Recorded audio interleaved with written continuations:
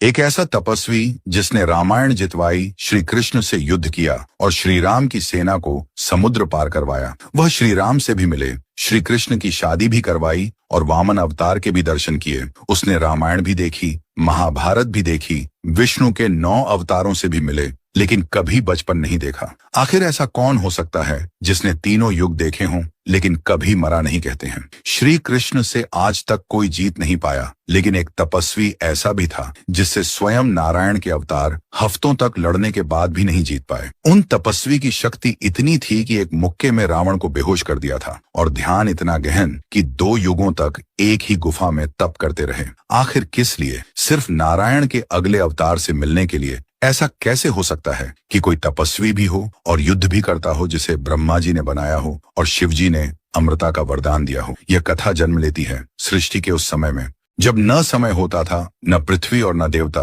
तब ब्रह्मा ने सृष्टि बनाई तो सबसे पहले 7 आर्षि बनाए, फिर देव, दानव और गंधर्व, और सबसे आखिर में बनाया एक ऐसा प्राणी जिसे मृत्यु छू भी न सके। इसलिए ब्रह्मा जी ने आशीर्वाद दिया, जब तक सृष्टि है तुम रहोगे, तुम्हें कोई परास्त नहीं कर पाएगा। तुम्हारा जन्म ही धर्म की रक्षा करने और नारायण के अवतार को दिशा दिखाने के लिए हुआ है। फिर आया सतयुग और नारायण ने लिया अपना वामन अवतार। जैसे ही वामन अवतार ने तीनों लोकों को नापने के लिए अपना एक पैर उठाया, कहते हैं उनका स्वरूप इतना बड़ा हो गया कि देवता स्वर्ग से भी नहीं देख पा रहे थे। लेकिन जब वामन अवतार का रूप विराट हो गया था, तब वह तपस्वी वहां आए और वामन अवतार के विराट रूप की एक नहीं बल्कि 7 बार परिक्रमा कर दी। जरा सोचिए, जिसे देख पाना देवताओं के लिए भी संभव नहीं था, उस विराट रूप की तपस्वी ने 7 बार परिक्रमा कर दी। कहते हैं वामन अवतार ने जाते समय उन्हें आशीर्वाद दिया और कहा, त्रेता युग में फिर से आऊंगा, एक नए अवतार में, मेरा इंतजार करना। तपस्वी ने पूरे 1 युग तक श्री राम का इंतजार किया,